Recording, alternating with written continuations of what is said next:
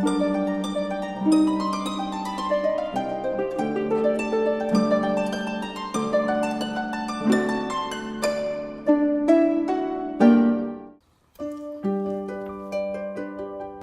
and welcome to Wales. This country has got so much to offer you. Its rich cultural heritage, history, great scenery, wonderful outdoor activities and magnificent tourist attractions mean that it's a perfect tourist destination for everyone. But where do we start? Well, why not here at St Fagans, just outside Cardiff?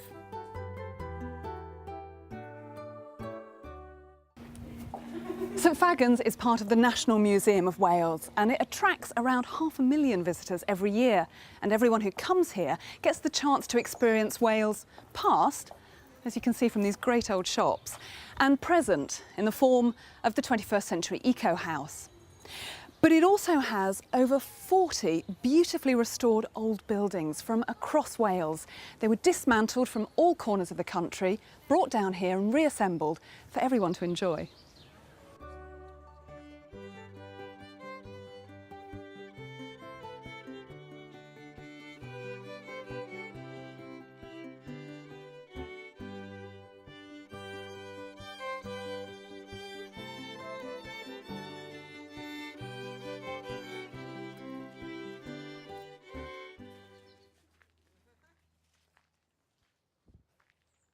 What I love most here at St Fagans is this great row of old ironworkers' cottages from Merthyr Tydfil, and they've been decorated and furnished in different eras, starting with 1805 and working right up to 1985 at the end there.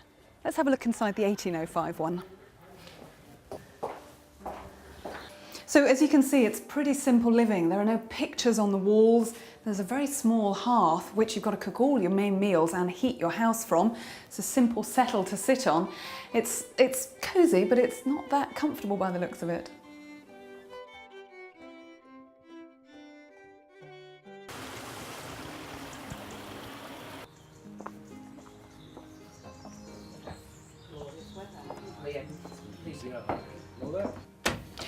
Bore da Dai, can you tell me what you're doing at the moment?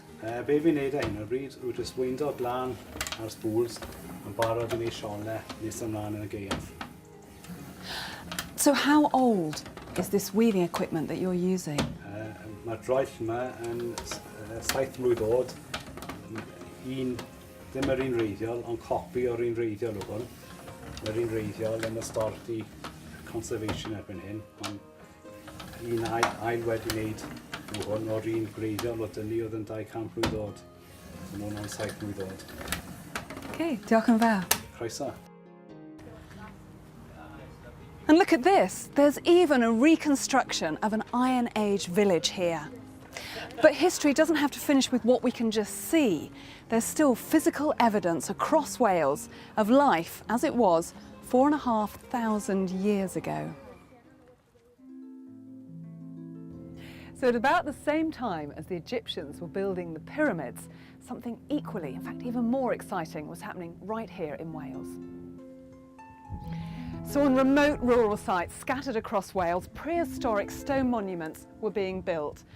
And just like the pyramids, these were being used as burial chambers. This would have been covered in soil and the burial chamber is just there.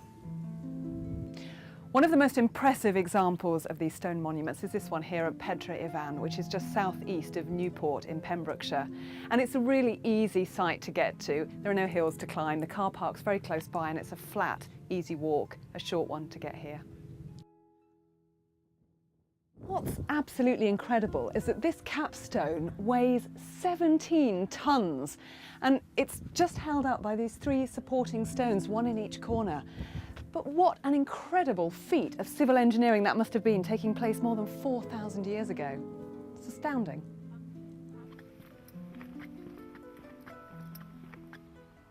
A really good example of a covered burial chamber is Bryn Celli Ddu in North Wales on the Isle of Anglesey. These structures are a spooky sight on our rural landscape, a physical reminder of how we lived in the past.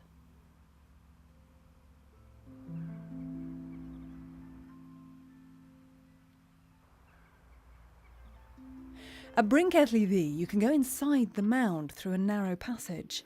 This leads you into the heart of the burial chamber.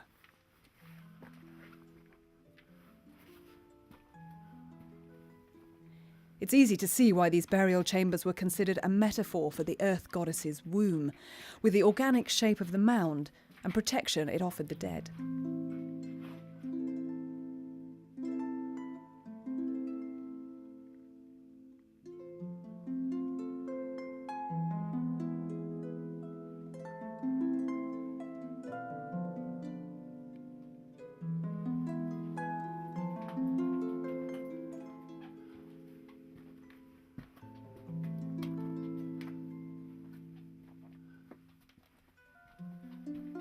What's astounding is the accessibility of these chambers.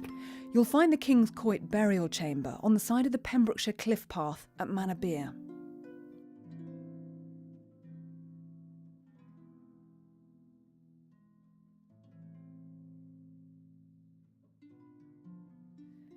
In Wales, you almost can't help tripping over history. Spectacular sites such as Cummer Abbey near Dolgellau are just scattered throughout Wales.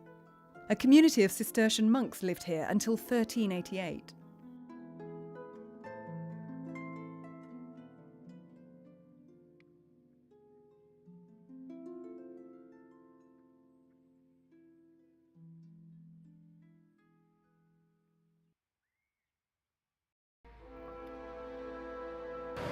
As you travel around Wales, you'll come across many pretty little towns just like Machynlleth here. But Machynlleth is no ordinary little Welsh town. This is the ancient capital of Wales.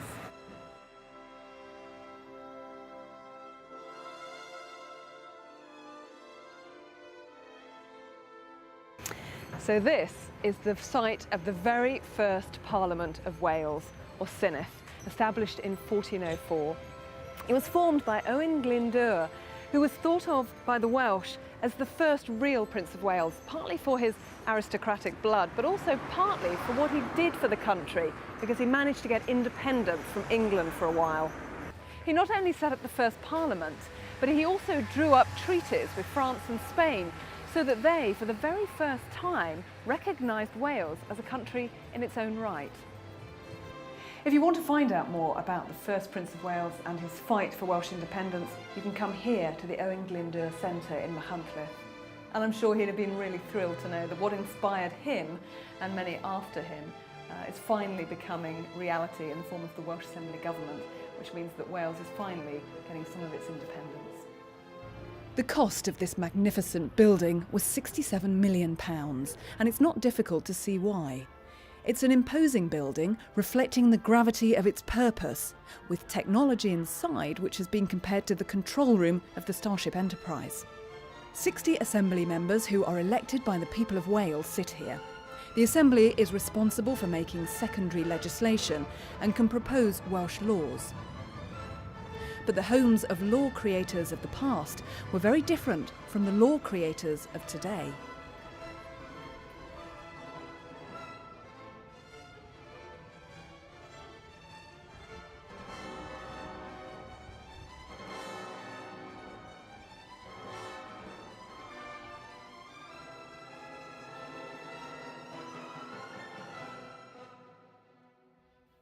Many visitors come to visit the castles, which are scattered all across Wales. From the flamboyant extravaganza of Cardiff Castle in the south, with a 19th century tower that looks like a medieval rocket,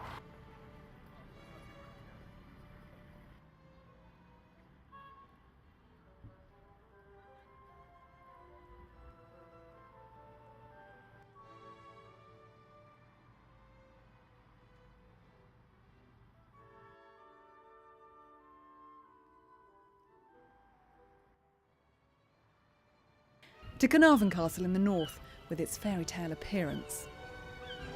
Carnarvon Castle was built during the early 1300s to keep the Welsh under control and also to serve as a seat of government. Castles weren't just used for fortification, but homes as well. Pembroke Castle is the oldest castle in West Wales and was built in 1200 by the Normans. It was home to the Earls of Pembroke for over 300 years. It's most famous for being the birthplace of King Henry VII. After entering the gatehouse, you find yourself in the open grass courtyard surrounded by towering battlements and looming towers. The towers were where the town wall was attached.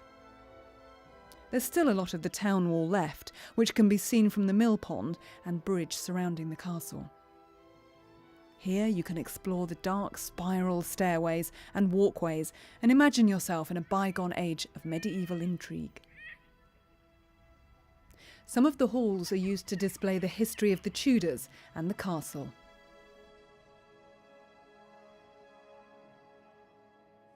So this is Harlech Castle on the northwest coast of Wales, and it's a superb tourist attraction, as are all the castles in Wales. And that's because they all have their own fascinating stories to tell.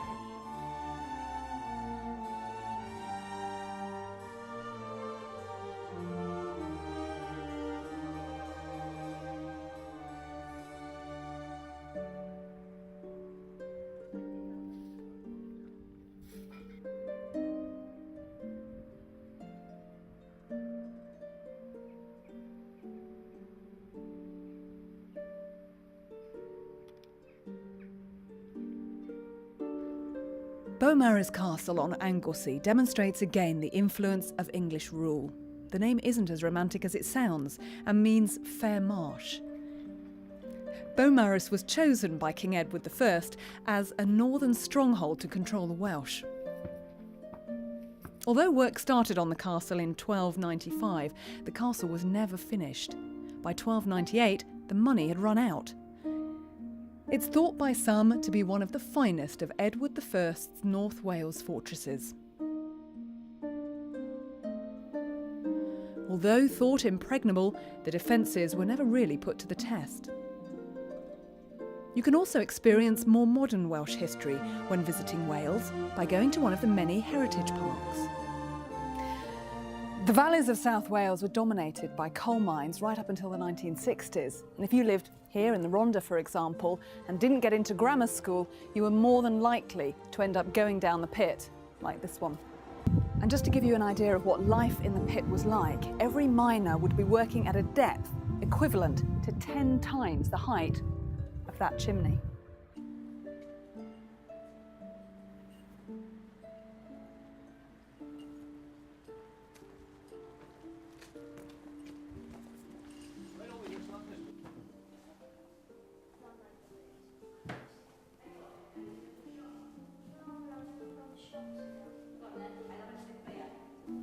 One of the places where you can really get under the skin of what life was like in a mining community is here at the Rhondda Heritage Park, and it gives you a real feel for what everyday life was like, the kinds of shops that miners and their families would shop in, the kinds of things that they would buy. You can see the kind of clothes that they would wear, the kind of shops that they would buy their meat from, for example. Not only that, but you can also get a feel for what life was really like underground, because there are tours that will take you there, and they're led by ex-miners who now work here and give people a real feel and taste of what life was really like as a miner. Thank you very much, it was brilliant. No problem. Thanks very much. Bye-bye. Nice day. Ta-ra. Industrial heritage is not something you have to go to a museum to see. Rather like the proliferation of ancient monuments scattered throughout Wales, there are also plenty of fine examples of great feats of engineering. Here in North Wales is the Llangollen Canal, built by Thomas Telford, one of the greatest engineers of the 19th century. Telford was revered particularly for constructing this phenomenal aqueduct which carries the canal high over the valley.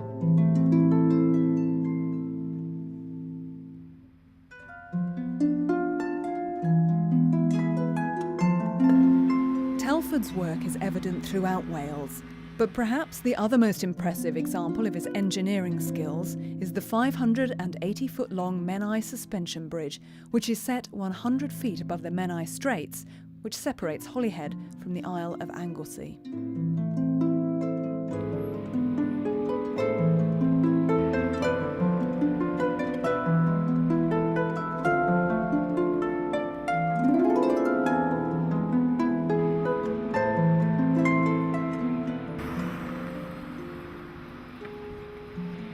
You can also visit Llangollen for the nostalgia it evokes by a ride on the steam engine.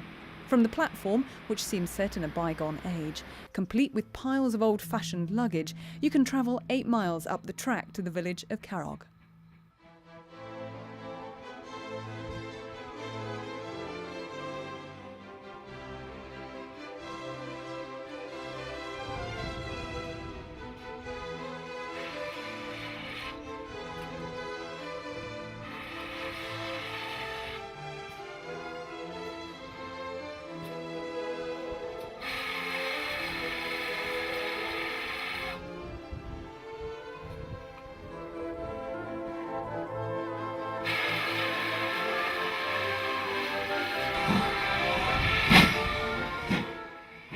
But Wales isn't just set in the past, with steam trains, rows of terraced houses, industrial parks, castles and ancient monuments.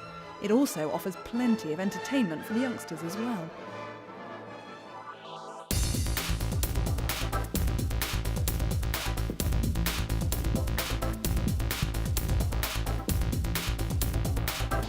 Oakwood is probably the best theme park in Wales. It's 8 miles east of Haverfordwest and is a definite must if you're here on a family holiday. I'm off to try Megaphobia.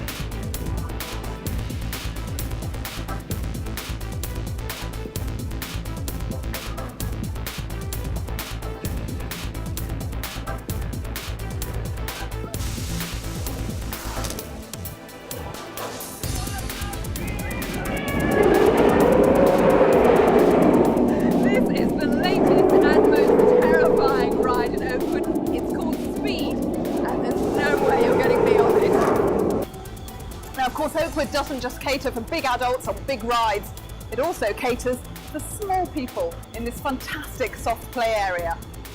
But if you want something even more gentle, you could try Folly Farm.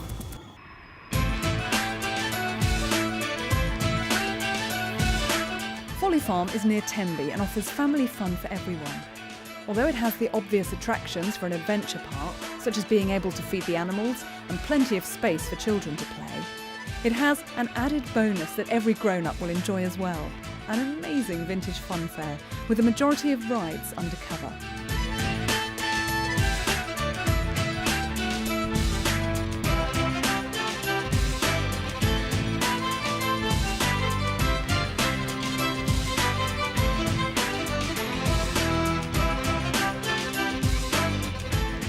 In fact, it's the biggest undercover vintage fairground in Europe. You can catch a ride on the Golden Gallopers or brave a ghoul in the Ghost Train. If a ride on the Ghost Train isn't enough, you could travel on one of the many narrow-gauge railways in Wales. One of the most popular is the Festiniog Railway in North Wales. Steam trains have always been a huge attraction in Wales, and it's partly because of the passion that surrounds them and the beauty of them, but also because of the breathtaking scenery that you see when you travel on them. And this is a particularly impressive one. This is the Festiniog Railway. It runs from Blaenau Festiniog up in Snowdonia all the way down here to Portmannow. It was built between 1832 and 1836, and its main purpose was to bring the slate from Blaenau Festiniog down here for sale. Nowadays it's mostly a tourist attraction, but because of the love and the passion that surrounds them, you find that a lot of locals are still using the railway as well. It's also a perfect example of narrow gauge railways. So Nigel, tell me, how tricky is it to drive one of these engines? It takes a lot of training. I mean, I started volunteering 11 years ago, and I've worked my way through as a cleaner, through to a fireman, and passed out as a driver last month. And is it as exciting as you imagined? It is. Every trip's different. You always get a tingle of excitement at this point, waiting to go, never knowing quite what's going to happen on the line, and yeah, prepared for anything. Will you fulfil one of my dreams and give me a hoot on your horn? Thank you. even if you're not a train buff, it doesn't make any difference. This is a fantastic experience, gives you a real sense of nostalgia, and it's good, old-fashioned family fun. Even if you're not an enthusiast, visiting some of the narrow gauge railways throughout Wales gives you a taste of nostalgia.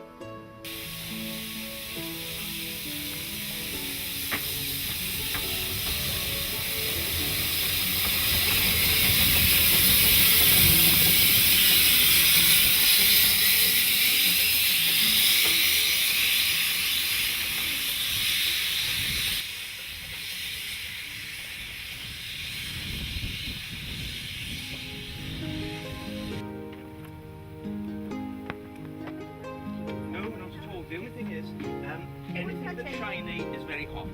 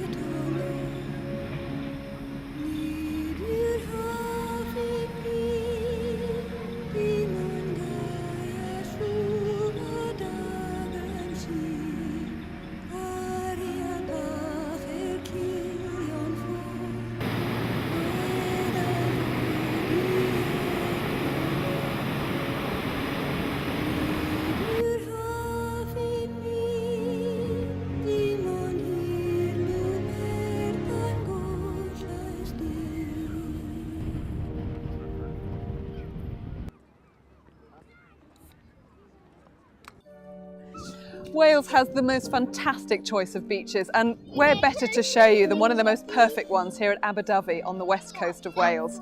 You could spend all day lying on the beach enjoying the sunshine, and many people do. But what about if you want to try something a bit more adventurous?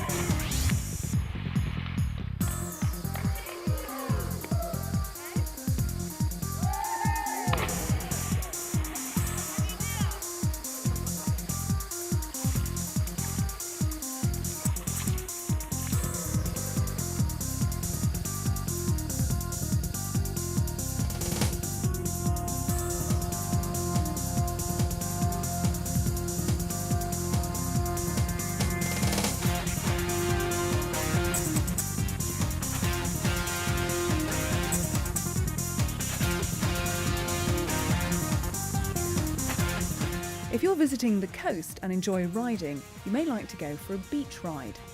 Believe it or not, some B&Bs in Wales don't just accommodate people, they also stable your horse overnight. So you can take your horse on holiday with you.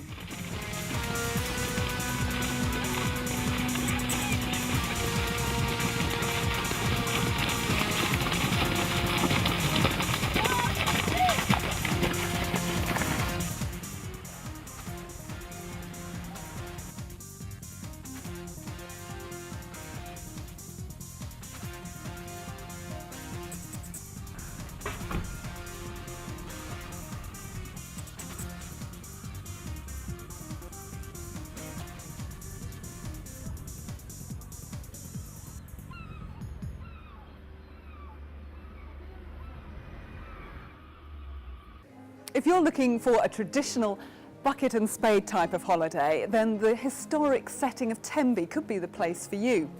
It's on the Pembrokeshire coast, about 9 miles east of Pembroke, and the town is buzzing with restaurants and cafes and shops, all set within these very solid medieval walls.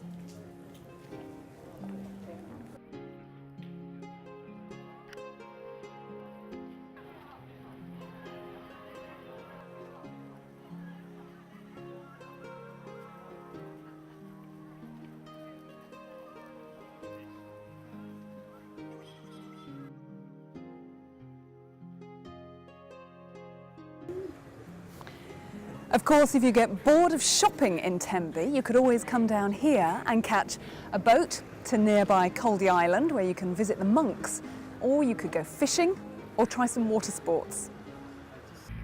Coldy Island is just 10 minutes boat ride from Tenby Harbour, and a great contrast from the hurly-burly atmosphere of Tenby itself. It's a bit like going back in time. The monastery itself dominates the centre of the island with its Italianate style architecture. The island is home to the Coldy monks, whose order, the Cistercians, settled on Coldy in 1929. There are about 20 monks living on Coldy. They follow a very strict lifestyle. The monks produce chocolate, fudge and perfume. Inside the church, you can see ancient Christian scripts carved in one of the stones. The joy of Tenby is that old cliché. It has something for everyone. Except in this case, it's actually true. If you want a traditional seaside summer holiday, then come here June, July and August. But if you would like something a little more sedate, then if you're here in May or September, or even at Christmas, the beaches will be all your own. Of course, if you want to take the weight off your feet and see a completely different side of Tenby in a different way, you can always come on a lovely horse-drawn carriage ride. John, you're the driver for us today. Tell us a little bit about what we're going to see and what's happening. Well, what we're going to do is take you down to the seafront. I'm going to show you the beach and the islands, tell you a little bit about the history, and of course tell you about the horse. Right then, Major Tom, walk on. Walk on, Tom.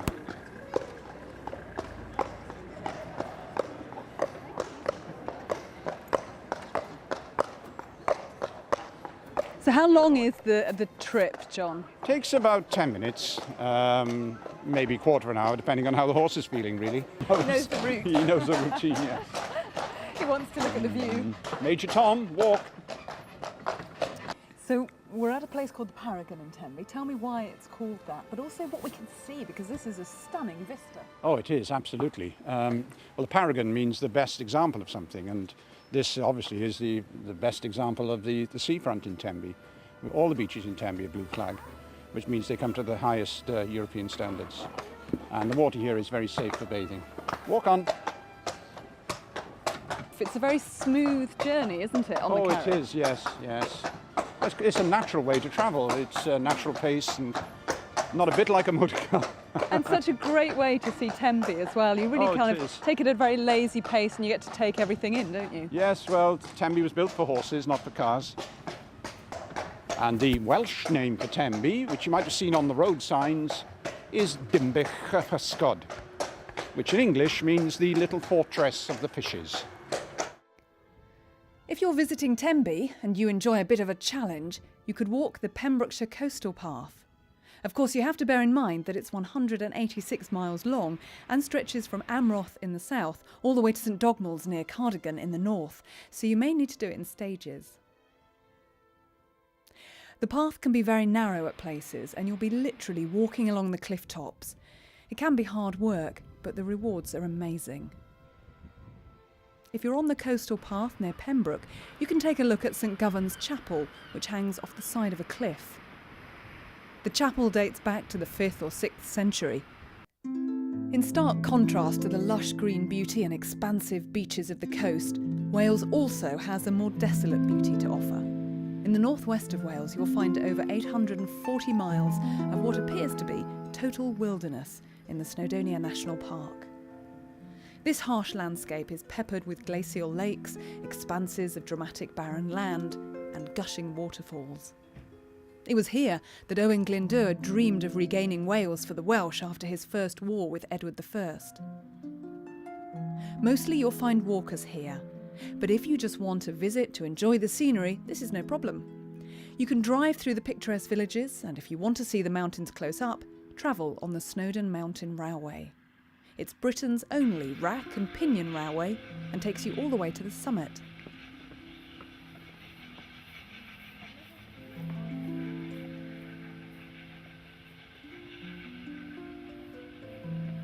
Of course, you can walk rather than go by train, but this will take you on average at least 4 hours, and the descending mists can be treacherous.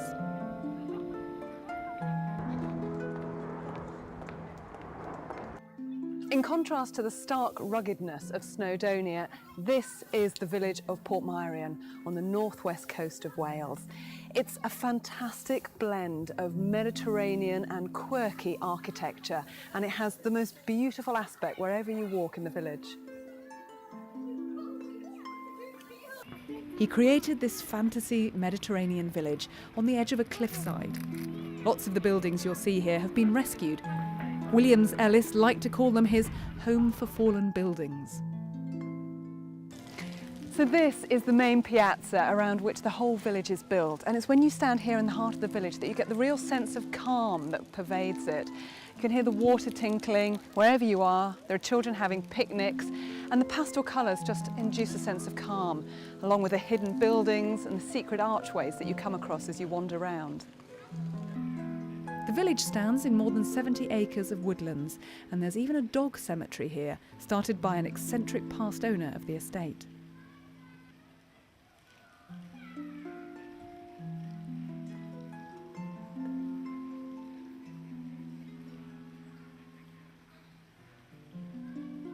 Portmeirion is also very famous for being the set of the cult 1960s television series The Prisoner. And as you can see from the very fact that there's a shop here, still many fans come here to indulge in the memorabilia and the set of the programme that they loved. I'm going to go and have a look.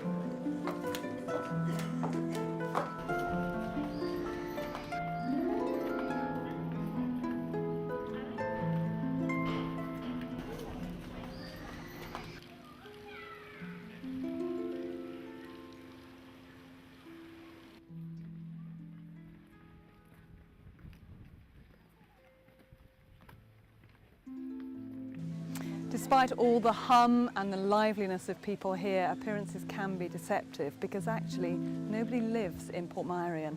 However, you can come and stay here, and there are some beautiful holiday cottages that you can choose from. Well, my personal favourite is a 5-star hotel.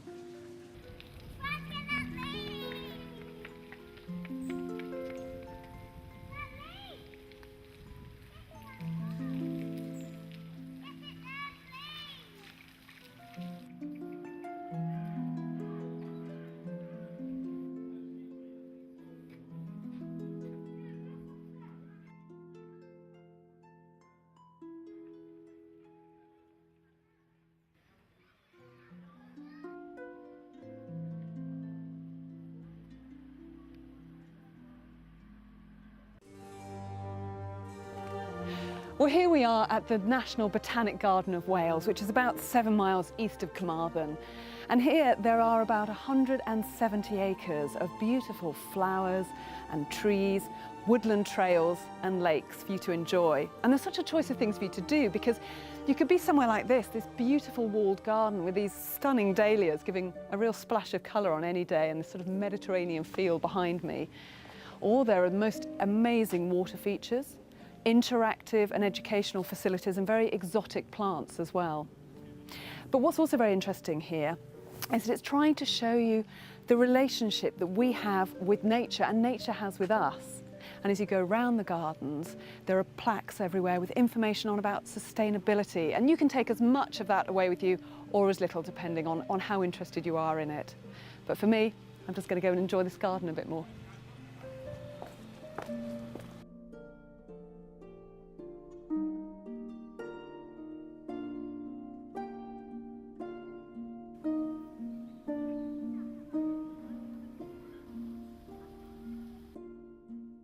What you'll also find in the gardens, almost unexpectedly really, is this beautiful pre-NHS Victorian pharmacy, the kind of place that your grandparents or your parents may have gone.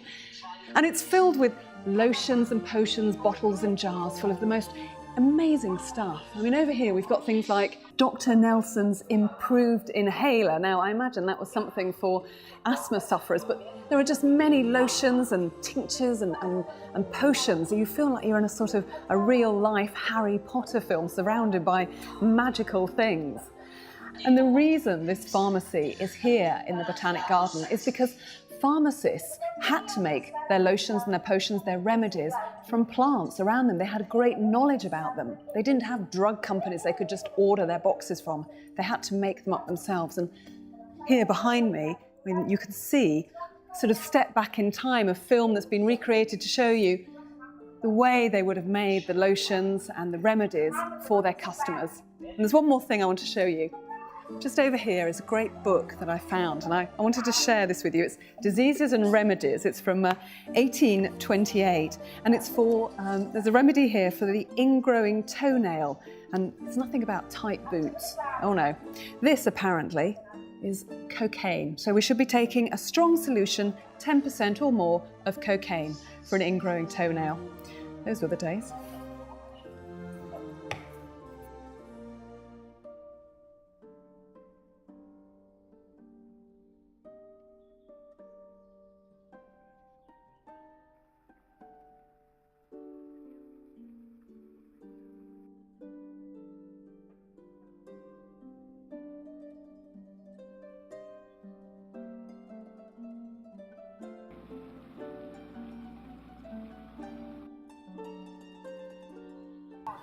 So here we are in the glasshouse, the real showpiece of the Botanic Gardens, and it's the largest single-span glasshouse in the world.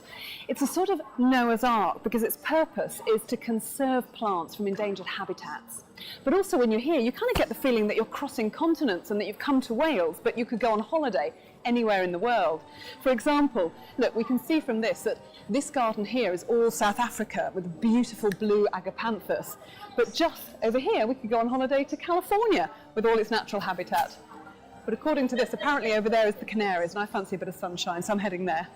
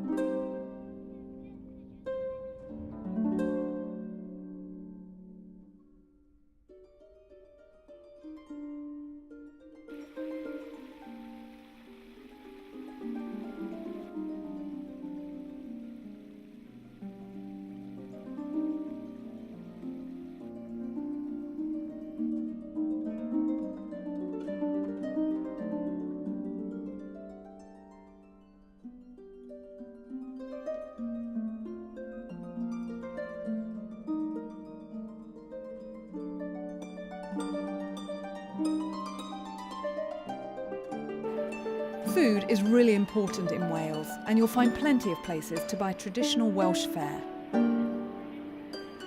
One of the growing hotspots in Wales for good food is Abergavenny, just north of Newport, Gwent. Abergavenny plays host to some fantastic restaurants, but also to the famous food festival in late September. Welcome to Abergavenny. It's a wonderful city, very, very pretty people, very beautiful people, many good meat. I like a good meat. Okay, I go to meat. Okay, bye-bye. Here you can try almost every type of food, from the humble to the exotic.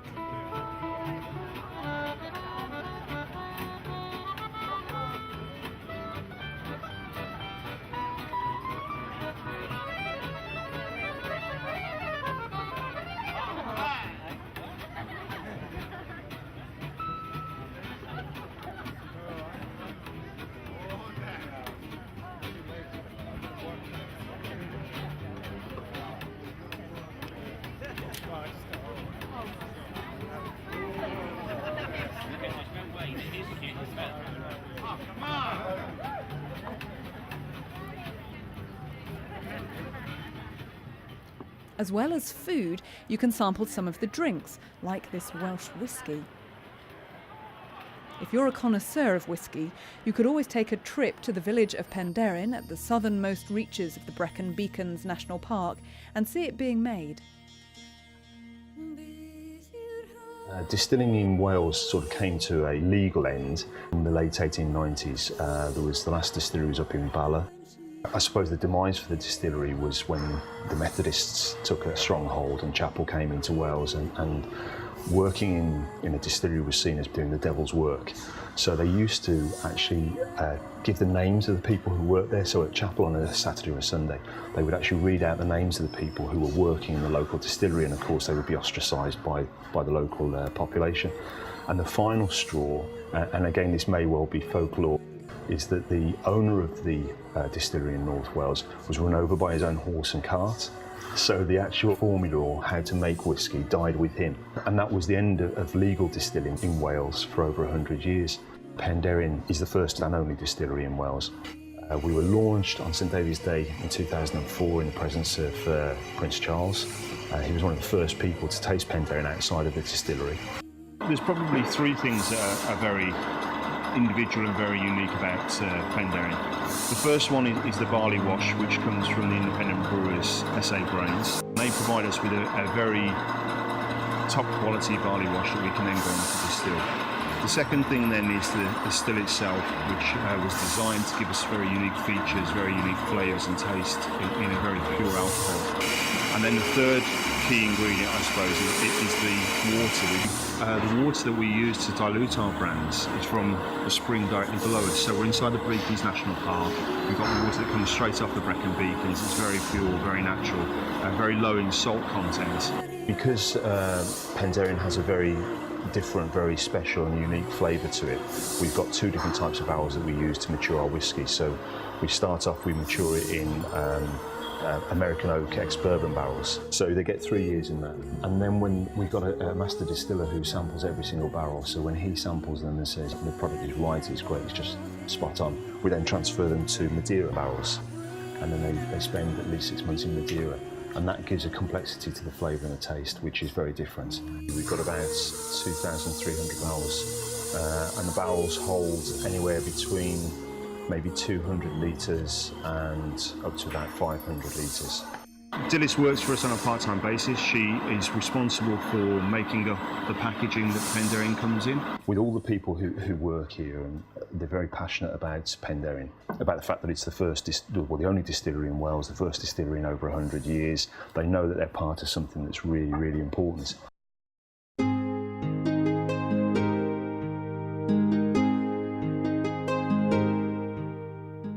You can buy traditional Welsh fare all over Wales. Swansea Market is famous for its seafood. You'll find Swansea Market in the centre of the city, surrounded by modern shops. But inside the market, time has stood still. Here you'll find stalls that specialise in cockles and lava bread. Lava bread is a type of seaweed picked on the rugged coastline of Wales from rocks when the tide has gone out. It's usually fried in some bacon fat, or it can be mixed with some oatmeal, so it's not so jelly-like.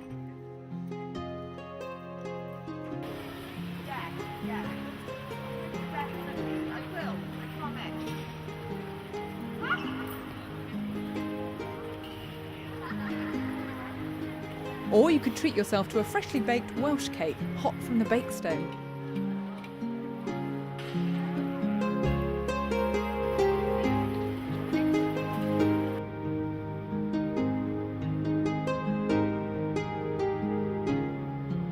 Wales is known as the land of song, but it's also inspired some internationally important writers and poets, such as Dylan Thomas.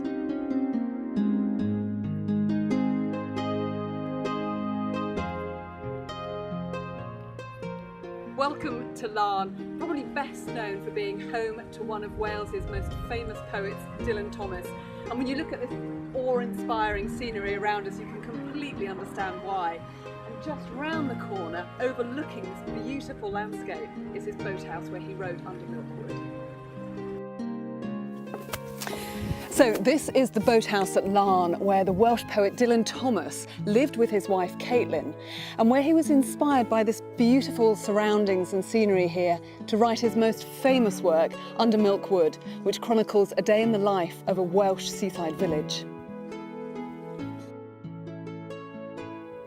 In Under Milkwood, Dylan Thomas describes the village in his poem, and he talks about it having charm, which is very much like Larne and many other Welsh villages scattered along the coastline, and it still exists today. He talks about the characters in his village in a very gritty sense. He doesn't romanticise them at all, and really when you go to any Welsh village now, you'll still find great characters. But he also talks about his village in the sense that it hasn't kept abreast of the times. And to some degree that's still true, but that's still part of the charm. Because you wouldn't find a supermarket chain, for example, in many Welsh villages still today.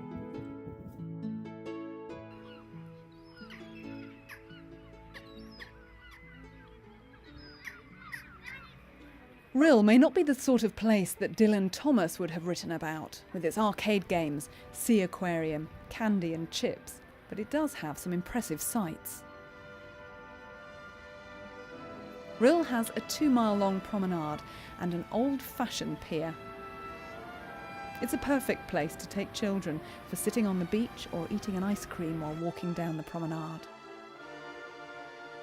Another North Wales seaside town worth visiting is Llandudno. This, like many Welsh seaside towns, has a beautiful Victorian frontage with magnificent old hotels from another era.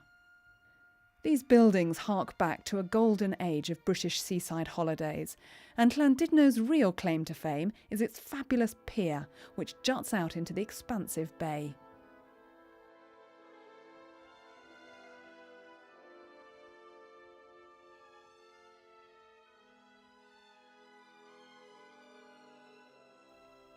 Just like many towns in Wales, in the centre you'll find the clock tower set amongst well-kept lawns and gardens.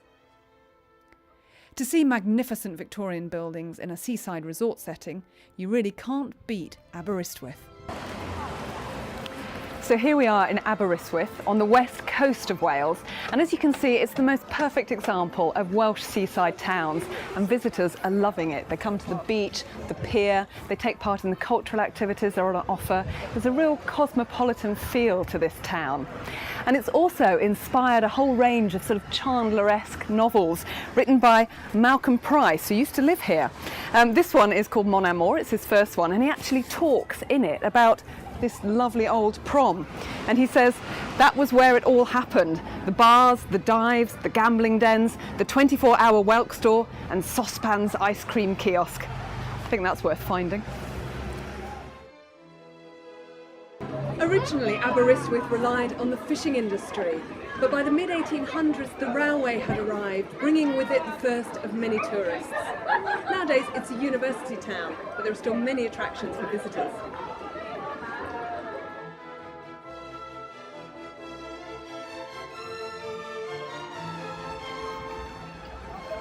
Of course, if you get tired of the beach and the sea, there's always shopping to do in Aberystwyth, and there's a whole range of shops for you to choose from little specialist ones to ones selling local Welsh produce and all the main chains you'd expect from a town this size. But it's not just in Aberystwyth that there's shopping. Wales offers a whole array of shopping experiences.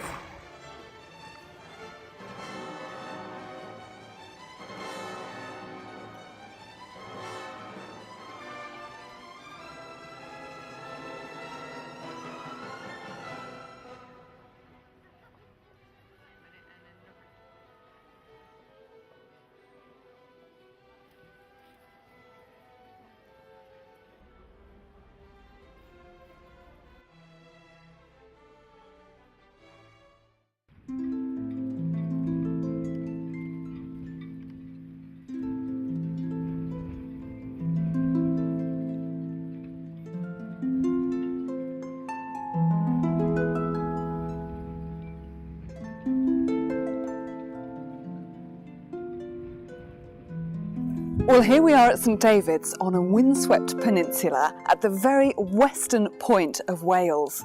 And although St David's is really just the size of a village, because it has a cathedral, it's classed as a city. And that makes St David's Britain's smallest city.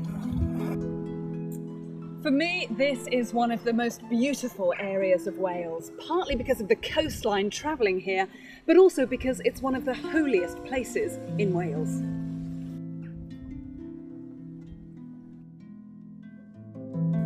This city was founded by our most important patron saint, St David, in the 6th century. And it was then that the city was at its busiest. It was filled with missionaries from Ireland, Wales, the southwest of England, and from Brittany as well. In fact, St David's was so important that 2 pilgrimages here was counted as the equivalent of 1 pilgrimage to Rome.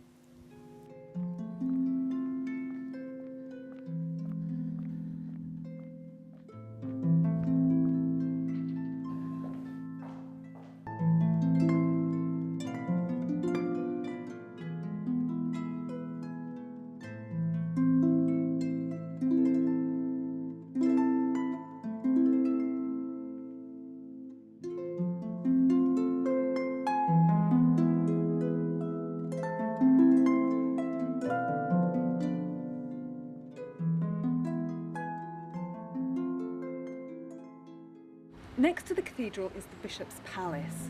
Built in the 14th century, it's a ruin now, but still you can clearly see from these marvellous arches and the 30-metre long Great Hall how incredibly wealthy the medieval church was. Can you believe that a 14th century bishop earned 20 times the annual income of a knight?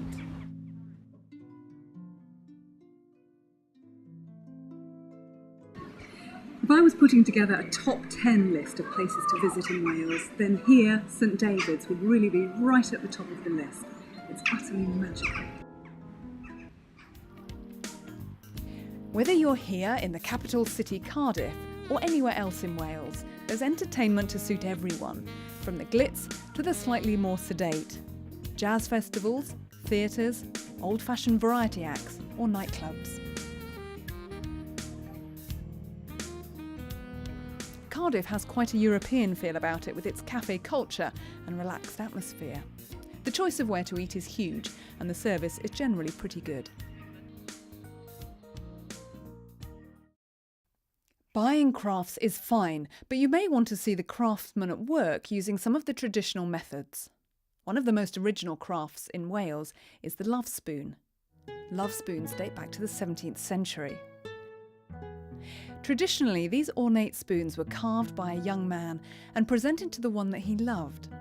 If the girl accepted the spoon, it meant she had accepted the boy as her sweetheart, and they were then considered courting, or spooning.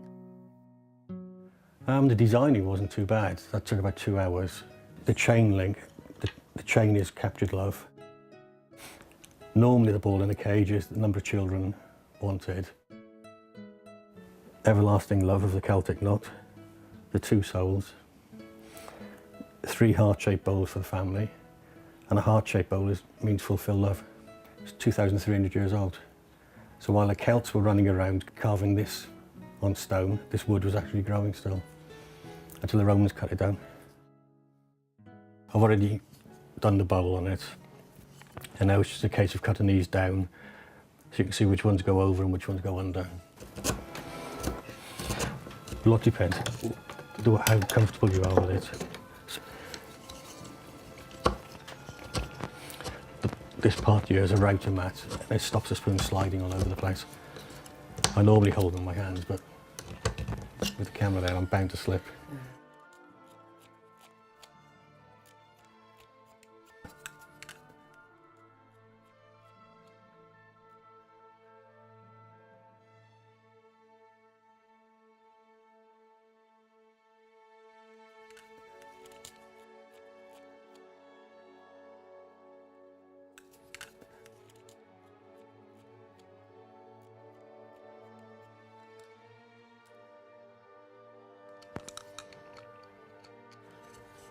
The main with the wood as well is the grain. With this going down, I'll be going with the grain, so it won't be so bad. But if you try and go the opposite way, the grain will splinter all over the place. Some are better. Lime is good against the grain. Sycamore is.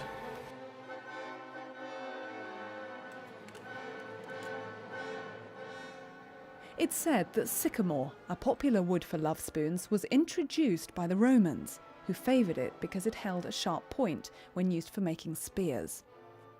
The Scots liked sycamore trees for hanging people, and the Welsh used sycamore for carving love spoons. There is an excellent collection of love spoons at St Fagans. We've only had a very short amount of time to show you Wales and let you sample everything that's here. Why don't you come and see more of it for yourself?